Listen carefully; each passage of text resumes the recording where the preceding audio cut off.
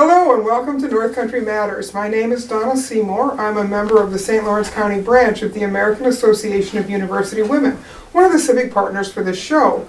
Today we're hosting a conversation with Richard Berkley. He's the Executive Director of the Public Utility Law Project of New York State, Incorporated. This is the start of the 14th season of North Country Matters, which is our local video news magazine. And Richard has just concluded a workshop here in Potsdam to train people about utility consumer rights. His presentation was jointly sponsored by the Community Conversation on Poverty and the North Country Energy Task Force. For those who don't know, the Community Conversation on Poverty is an all-volunteer group that facilitates conversation within our larger community to bring education and awareness about poverty in St. Lawrence County. And the North Country Energy Task Force promotes enhanced low-income weatherization and energy affordability programs here in St. Lawrence County and throughout the North Country. And they're actually going to be coming in a little later in the season to be one of our guests. So we'll look forward to that presentation. Richard has a wealth of public interest service and experience in energy and telecommunications law, utility regulation, and legislative and regulatory policy. That's quite a mouthful. Yeah, see, that's a big sentence. So let's dive right in, Richard. Start out a little bit by telling folks about the work your organization does. Can you give us a thumbnail sketch of the Public Utility Law Project, otherwise known as PULP? Yes, exactly. So let me give you the umbrella pitch, or if you want the elevator speech. So the Public Utility Law Project it has a unique mission in the state of New York. We were founded in the end of the 1970s, incorporated in 1981, and the whole reason for the creation of the organization was to avert or moderate increases in the cost of energy. So we were created after the oil embargo of the late 70s, and for that entire amount of time, for 40 years, we've been fighting to lower the cost of energy or to keep it from going up faster than is affordable for low-income and fixed-income utility consumers. And that's our mission. Our mission is to advocate, educate, and litigate on behalf of low and fixed income utility consumers. And that's energy, it's water, it's telephone, and it's cable. And so in the training that I did this morning was on something called the Home Energy Fair Practices Act, otherwise known as HEFPA, or Article 2 of the Public Service Law. So we spent an hour and 20 minutes or so. And this is a big piece of the governing law of utilities in the state of New York, and it's all in pictures in this poster behind us, which hopefully we'll talk about a little bit later. Yes, we will try to go into a little bit more detail on that. So tell us a little bit about when you do these trainings around the state. You're designing them for what audience, and what's probably the biggest utility that people have problems with in this state? Is it electric? Is it gas? Which one do you get the largest number of complaints about? So those are good questions. We have a couple of different types of training. The one that we did today was we call Know Your Rights. And so that is split into two pieces basically. There's a piece for constituent relations people from elected officials and community-based not-for-profit organizations. That's the one that I did today. There's also a version that is for attorneys. So legal aid, legal services, all sorts of public interest nonprofit law firms like us. And the idea is that there are only 4 of us in my organization. We cover the whole state, and so what we try and do is we try and be essentially wholesale providers of help in this area, and we train people to be the retail providers, and so we give a training like this and then we help people around the state. So if you're talking numerically, the company that has the largest number of complaints is actually, in some ways, Con Edison, just because it's so big. And of course, people in New York City are always, I hate to say it, I think I can say this because I'm a former resident of New York, they complain a lot. Generally speaking, gas is one of the most difficult things that we have in the state. And that's a historical piece. It's actually perhaps not accurate anymore because of all the frack gas in Pennsylvania and the other extractive states we have benefited from tremendously on the cost of natural gas in the state. So it used to be that people would come to me and say, why is electric so expensive in New York State? My answer would be because we care. So we transformed a lot of our generation, that is generation of electricity, from dirty diesel and stuff like that. We transformed it into natural gas because we felt the acid rain from the Midwestern power plants, and because people in New York care about the environment. So now, this thing that we did years ago that increased the cost of our electric, that we did because I like to pat ourselves all on the back because we're good people, we're getting a benefit because more than 60% of New York's generation fleet starts out as natural gas.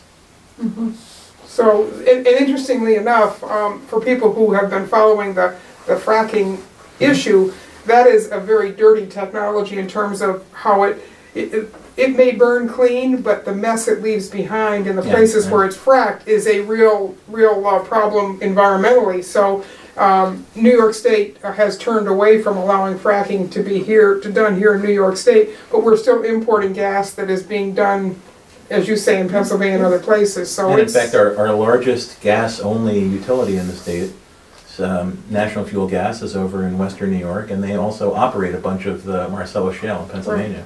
So we get the benefit of that low-cost gas. But I'd like to say, I mean, in this part of the state and in a big piece of National Grid service territory upstate, you find a really interesting ground-up movement of people who no longer want natural gas pipelines, and they no longer want, it used to be that it was a sort of agreed upon thing that if you had a portion of a utility territory where there are people who were buying expensive, what we call deliverable fuel, so propane or some kind of heating oil or whatever, eventually the company would try and transition them to gas because it was cheaper. But a lot of the municipalities in the upstate, they don't want that anymore because of the leaks from the gas pipes and all that kind of stuff. And so it's interesting, we come full circle. We started out trying to be environmentally responsible.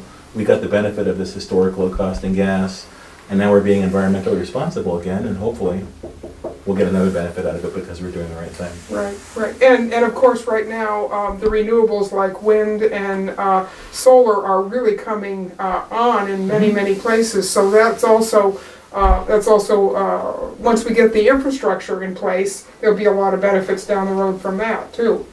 That's true, and that's especially the infrastructure issue is a very big issue for this part of the state because you have a ton of generation, and it's very difficult to get it down to the places where it's used. That's right, because this is traditionally a very big hydroelectric area, not just the St. Lawrence River, but a lot of other places also as well. So that's interesting.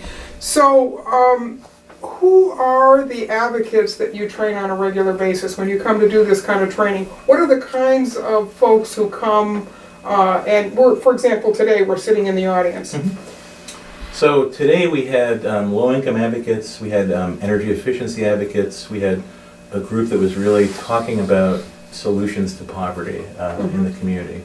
If you had asked me, a year ago in New York City, I was training the Community Service Society, which is the largest low-income advocate group in the city of New York. If you look across the entire state, we do a lot of legal aid and legal services, but the not-for-profit groups that we work with are either groups that are interested in energy because they're hoping to find a renewable future and a lowering of the greenhouse gas footprint that the state has, or they are coming from that kind of background and are heading towards trying to contend with the issue of affordability, because affordability is a problem in every part of New York State. Right. If you look at National Grid's territory upstate, it's even worse in New York City. But most of the counties, something like 50% of the residents of the county have trouble paying their bills. That's right. That's right. In fact, that's one of the things that I was interested in your presentation. You mentioned that talking about some of those numbers about people who are behind in their utility bills. It's a huge percentage of the population. A lot of the folks that you just talked about here who were at the presentation today are folks we've talked to on North Country Matters. They're from neighborhood centers, the Office of the Aging, faith-based groups, those kinds of people who are trying to do direct help for people in their community. This winter has been a tough one for everyone. We've had lots of cold, lots of ice, lots of demands on our electric and heating systems.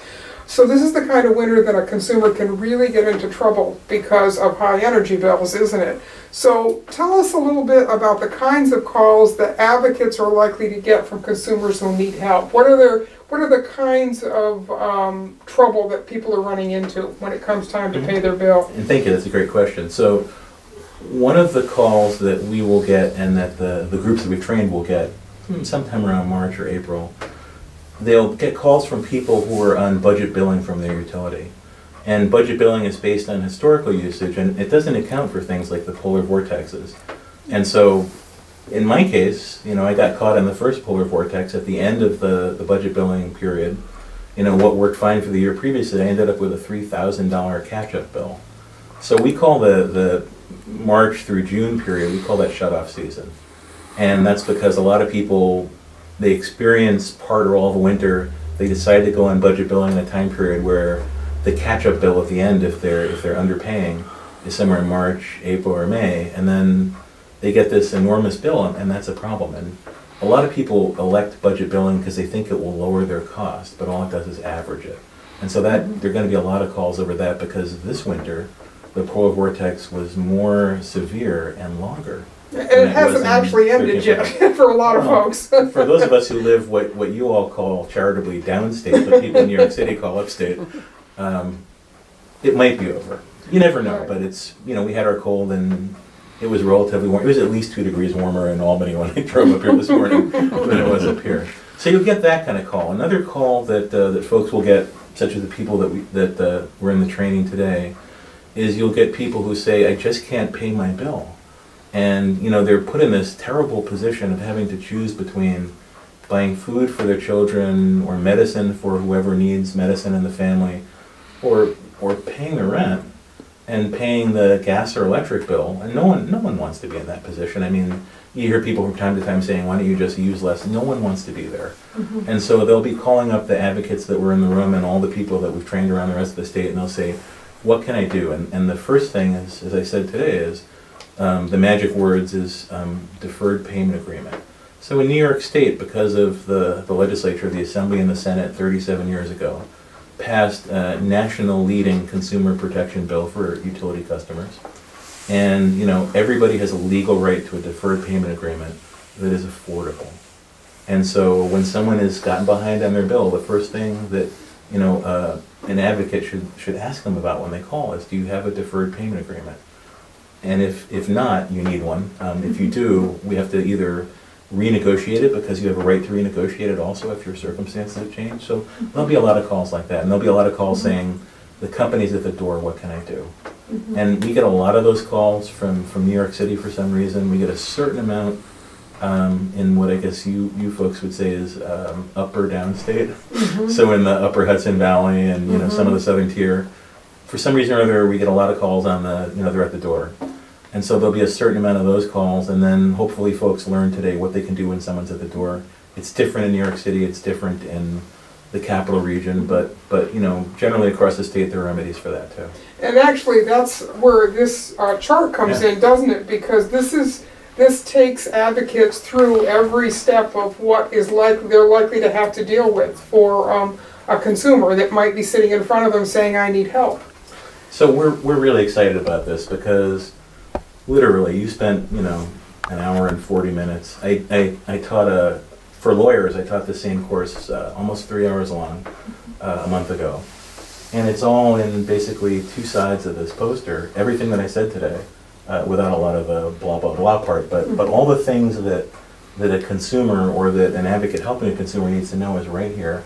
And literally talks you through all the things I talked about today and how to help you. And if you flip over the other side, it has some of the other stuff we talked about. But this one side right here, for someone who's calling up and saying, I can't pay my bill, here are the answers right here. Deferred payment agreement over there. What do I do when I can't pay the bill and I don't have any ability to get more money? Well, you can negotiate this agreement. What do you do if you have a problem and you think that the utility is wrong when they're giving you their bill? Well, here's how to file a complaint. And we're really excited. We work with a group called the Center for Urban Pedagogy. They have a program that's called Making Policy Public, which is to take really complicated bits of public policy like this and to put them into a format that anyone can understand it and it's actually fun to use and helpful. And we were fortunate enough to get selected to work with these folks. They were tremendous. My person in New York City, I have one staff person down in the city because almost 80% of our hotline calls for help come from there. She worked very closely with these folks, and it's a terrific project. So this actually takes the process and turns it into a step-by-step thing that anybody can follow. You don't even need to go through the training. You could just be a consumer, couldn't you, and just use this to help yourself. The idea is that the consumers could look at this, and so we're we're pitching this as elected officials, put this on your wall, and we actually give them enough that they can have both sides of this. But here, this is the part that you can get direct help. I only have a couple thousand of these, which sounds like a lot, but I mean, there are almost 20 million of us in New York. Right. But even right. just if you look at just our municipal government entities, there are over 15,000 municipal entities. I can give a couple of these to each of our elected officials, and you know, and then we'll see how much help they are, and then hopefully we can find some more grant money and print the new batch. Yeah, well, it's a great tool. I was very impressed with it when I was looking at it earlier. So your organization, as you mentioned before, works across the state. Can you give us a sense of how many folks you're able to help in the course of a year? So that's a very good question, because we don't, obviously, if people are being helped sort of at one remove. At second remove, so yeah, right, because you've trained an advocate, right. So we know that when we come back to group X, Y, or Z, they say, we got so much done with what you taught us, and so we're so happy to have you come back. It's beautiful to hear that. In 1 year, I guess in our annual report over there, the first one we've done in a while, we trained over 350 groups and individuals. Here's our annual report. And as you can see, we acknowledge, you know, we have the big cities and we also have the rural parts of the state. And it's important to remind people that we help the rural parts of the state too, because they need as much help, if not more so, in the areas we work in as the big cities do, where there's more resources to help them. So, you know, we're probably averaging between, 300 and 500 or so people trained a year. If you look in the back of the report, you'll see some of our trainings. It goes on for pages and pages from 2016. We'd love to do more. To be honest, if I could train every not-for-profit group in the state, and I'll give you an example, NYSERDA has a list of, I don't know, like 7,000 or 8,000 that work in this area, low income. If I could train all of them in the next couple of years, I'd be happy. Right. So. Right. So because the need is there. The need is absolutely there. There are more than 2 million households that are low income and need help paying their bills. But then you know what? The United Way did this really cool and important project called the Alice Project. We actually had Bob Gorman. Good. We had Bob Gorman from the North Country region came in last year and talked about the Alice Project, and really I was amazed when I looked at that, at how detailed the information is county by county in New York State.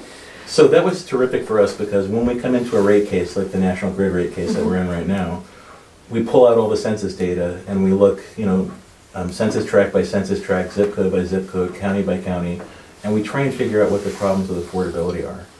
The Alice report, the updated 2016 numbers give us a way, without a lot of the number crunching that we do, to put that into our testimony.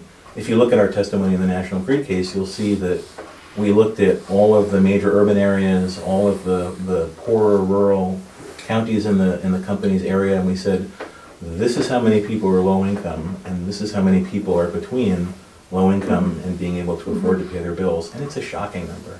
It is, absolutely is. And it is something that when you track it county by county, which is where a lot of these companies have, I think you said National Grid does 42 counties or something like that? Counties. So that's a lot of information to be looking at in terms of trying to figure out how do you come up with a rate average for something that covers that many people.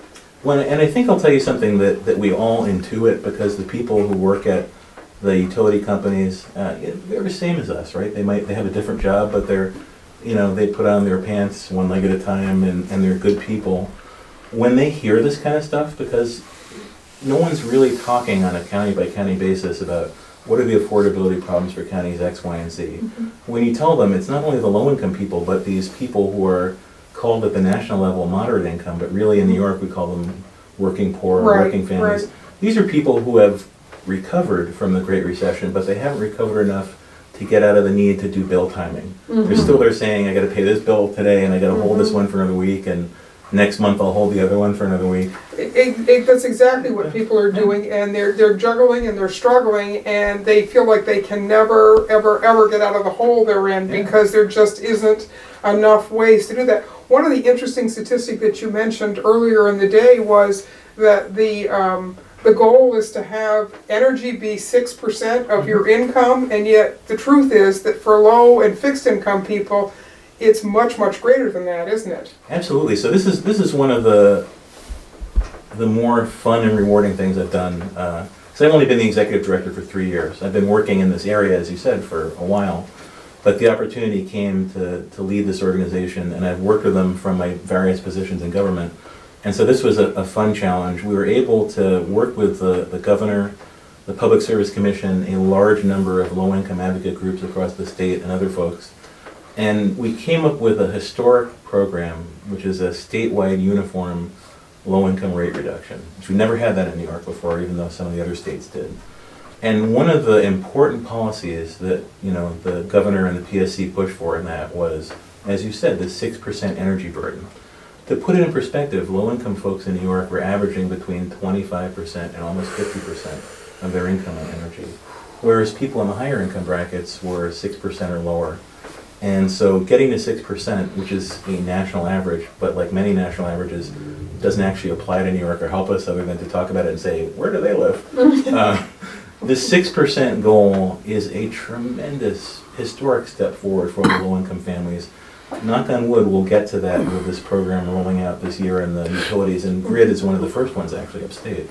And we'll see what happens, and I'm hoping that the result in grid will be that low-income and moderate-income families in this service territory will get a tremendous benefit. Their bills will go down dramatically.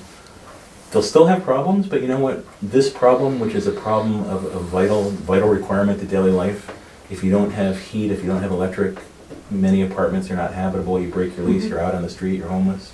Hopefully this will start turning the tide on that. Okay, well, that's good to hear, and as because it's the first year, we don't know how well it's going to work yet, so this will be to be continued in terms of being able to do that.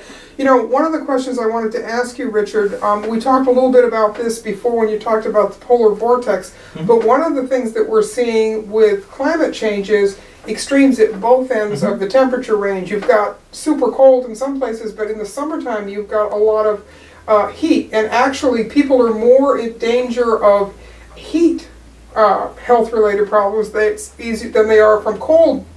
So are you seeing anything in your work in terms of, you talked about the early spring as being the time when people get banged for the extra money they might have had to energy they used over the winter. Are you seeing the same thing at the other end in the summer with summers being hotter? Are there extremes of like air conditioning bills? Is that affecting consumers?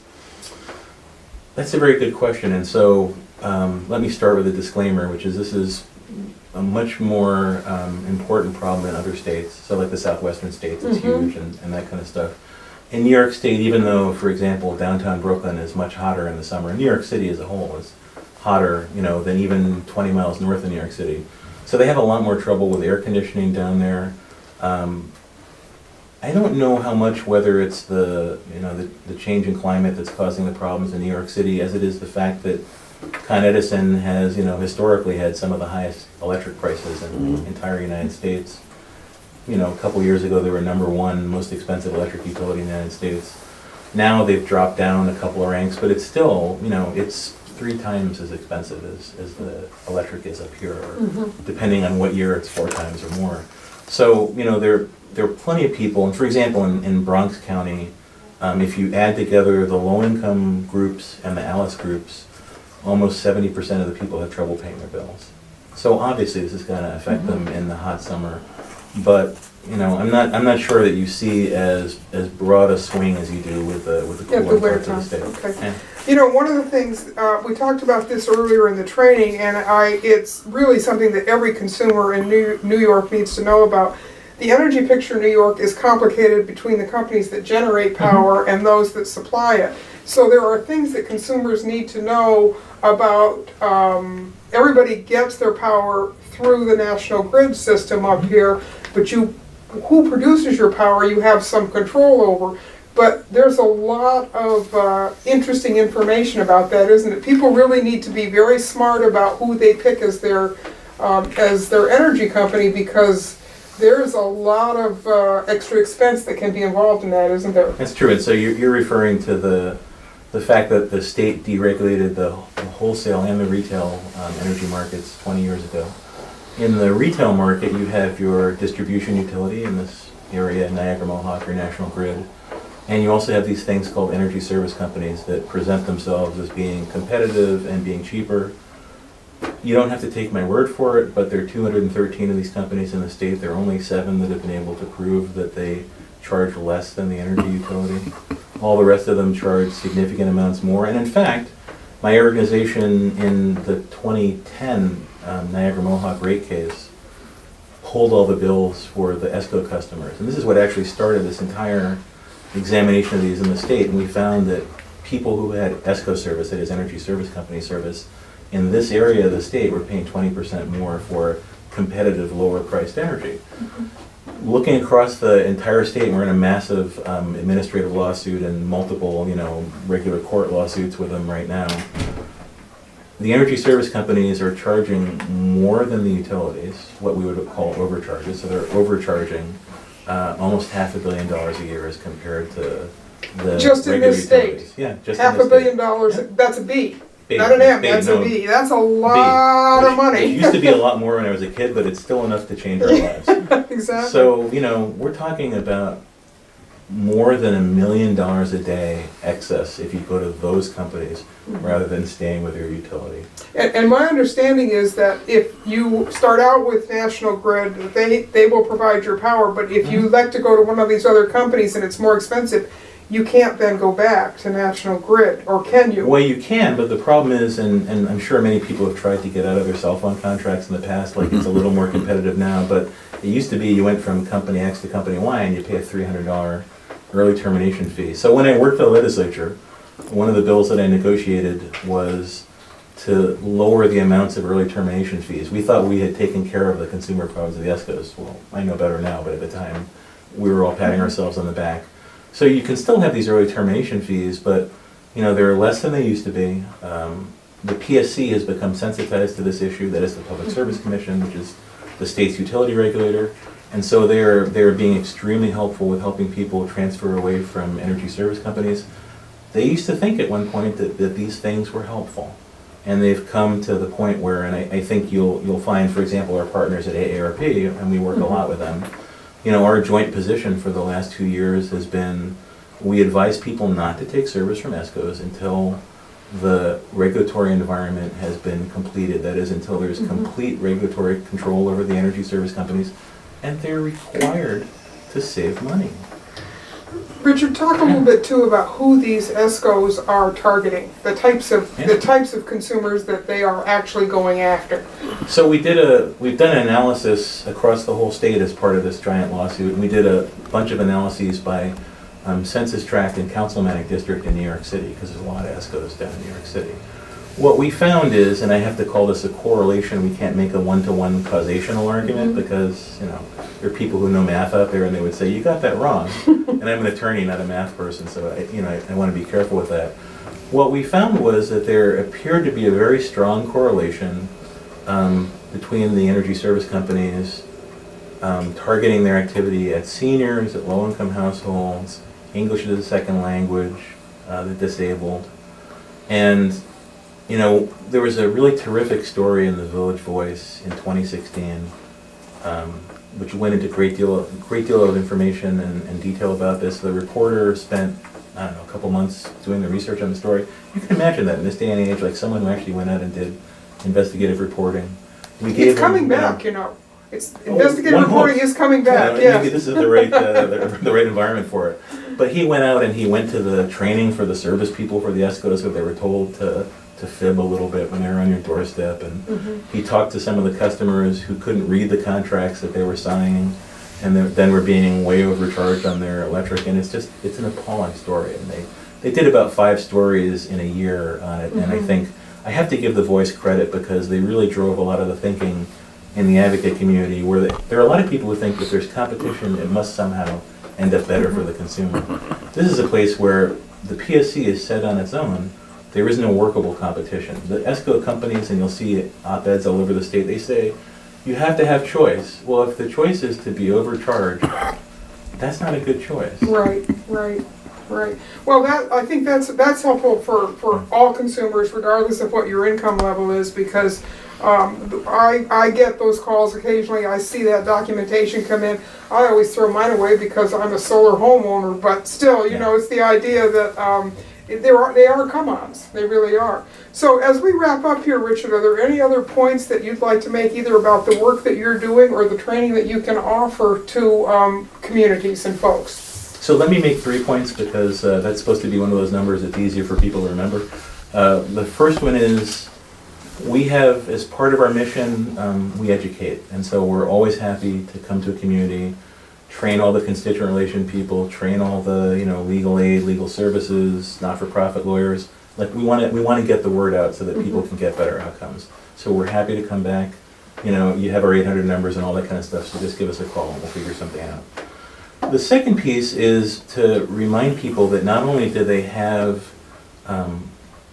important rights that govern their relationship with the energy utilities, but they also have rights that govern their relationships with the water utilities, that govern their relationships with the telephone companies, and to some extent, although Congress has been very bad on this, still with some of the cable companies.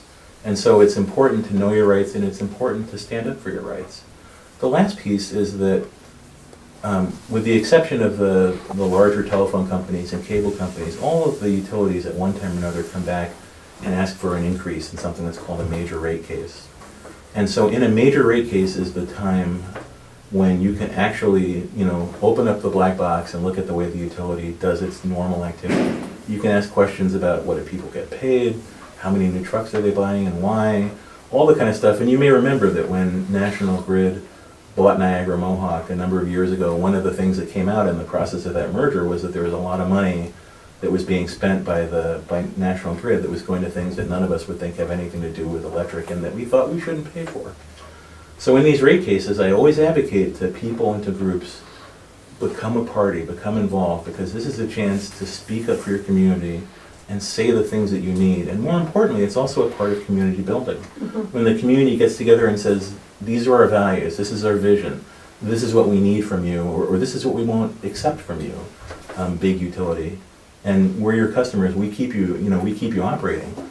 So work with us. That's a really important thing for a community to do, and you know what? You end up with better results. Right. Well, thank you very much. We appreciate you coming in today. Certainly appreciate you coming up and doing the training. I know there's a lot of folks who were talking afterwards about they were so much better informed about how they could come out and then help to the folks that they help with. So thank you for that. So these conversations are a production of North Country Matters, which is filmed here in the Fred W. Cleveland Computer Center of the Potsdam Public Library. This show is a civic collaboration between the American Association of University Women of St. Lawrence County, the League of Women Voters of St. Lawrence County, and the Potsdam Public Library. Until next time, remember, our North Country Matters. Richard, thank you so much. Thank you. Such a good conversation and such great training this morning. So. It's a pleasure.